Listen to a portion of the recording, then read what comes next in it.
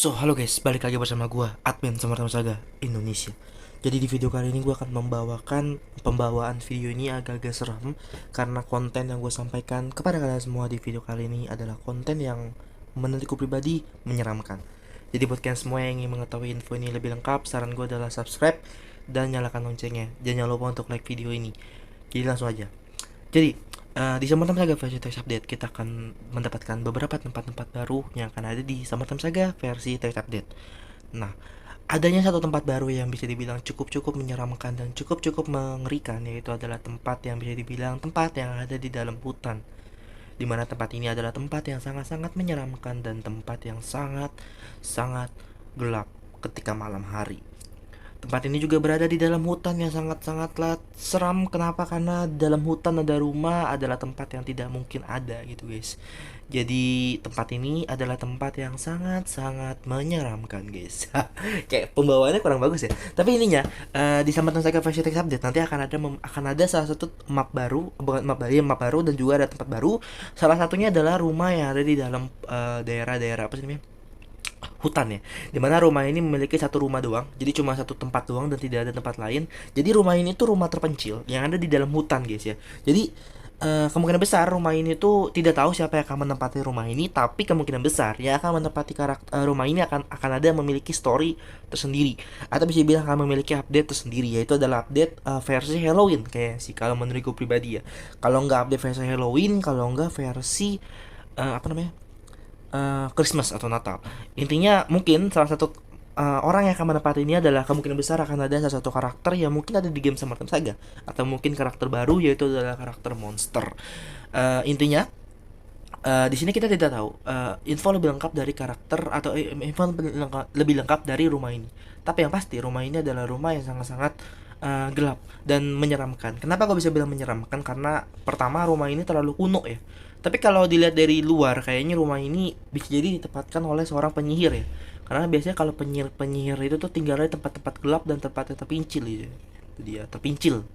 Nah, selanjutnya kalau kalian di bagian kiri, di situ ada kayak semacam berbagai macam pernak-pernik yang kalau kalian sering nonton film-film horor, kemungkinan besar tempat pernak-pernik itu tuh bisa dibilang pernak-pernik yang cukup-cukup menyeramkan guys ya. Karena memiliki simbol atau sesuatu yang aneh gitu. Karena kalau kalian lihat di sebelah kiri ya, di pohon-pohon itu tuh nanti akan gue coba lingkari. Di situ ada semacam kayak gambaran kepala tulang ya, tulang kepala ya. Tapi kayak kecil gitu, kayak kepala tikus gitu guys ya. Itu dia cuy. Nah, selanjutnya kalian bisa lihat di bawahnya. Di bawahnya di situ ada semacam apa sih namanya, kandang ya, kandang kecil.